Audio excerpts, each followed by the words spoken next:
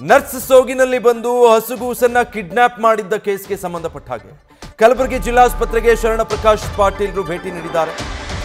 ಕುಟುಂಬಸ್ಥರನ್ನ ಭೇಟಿ ಮಾಡಿ ಘಟನೆಗೆ ಸಂಬಂಧಪಟ್ಟ ಹಾಗೆ ಸಚಿವರು ಮಾಹಿತಿ ಪಡೆದುಕೊಂಡಿದ್ದಾರೆ. ಜಿಲ್ಲಾಸ್ಪತ್ರೆಯ ಮುಖ್ಯಸ್ಥರ ಜೊತೆಗೆ ಚರ್ಚೆ ಮಾಡಿದ್ದಾರೆ. ಇದಕ್ಕೆ ಸಂಬಂಧಪಟ್ಟ ಹಾಗೆ ಇದರಲ್ಲಿ ಜಿಲ್ಲಾಸ್ಪತ್ರೆಯ ಸಿಬ್ಬಂದಿಯ ನಿರ್ಲಕ್ಷ್ಯ ಕಂಡು ಬರ್ತಾ ಇದೆ. ಘಟನೆಯಲ್ಲಿ ಮಗುವನ್ನ ಅಪಹರಣ ಮಾಡಿರುವಂತಹ ದೃಶ್ಯಗಳು ಸಿಸಿ ಕ್ಯಾಮೆರಾದಲ್ಲೂ ಕೂಡ ಸೆರೆಯಾಗಿದೆ. ಮಗುವಿನ ಪತ್ತೆಗಾಗಿ ಪೊಲೀಸ್ ತಂಡವನ್ನ ರಚನೆ ಮಾಡಿದ್ದಾರೆ. ಆಸ್ಪತ್ರೆಗೆ ಭೇಟಿ ಬಳಿಕ ಸಚಿವ ಡಾಕ್ಟರ್ ಶರಣ ಪ್ರಕಾಶ್ ಪಾಟೀಲ್ ಘಟನೆಗೆ ಸಂಬಂಧಪಟ್ಟ ಹಾಗೆ ಈ ರೀತಿ ಪ್ರತಿಕ್ರಿಯಿಸಿದ್ದಾರೆ.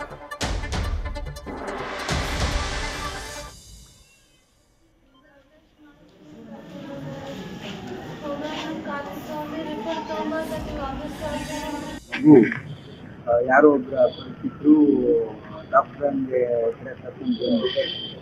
ಮಗುವನ್ನು ನಾವು ಇನ್ವೆಸ್ಟಿಗೇಷನ್ ಮಾಡಬೇಕು ಅಂತೇಳಿ ಕರ್ಕೊಂಡು ಬಂದು ಅವ್ರೇನೋ ಮಗು ಮಿಸ್ಸಿಂಗ್ ಇದೆ, ಹಾಗಾಗಿ ಇನ್ವೆಸ್ಟಿಗೇಷನ್ ನಡೀತಾ ಇದೆ. ಆಮೇಲೆ ಕಮಿಷನರ್ ಟೀಮನ್ನು ಫಾರ್ಮ್ ಮಾಡಿದ್ದಾರೆ.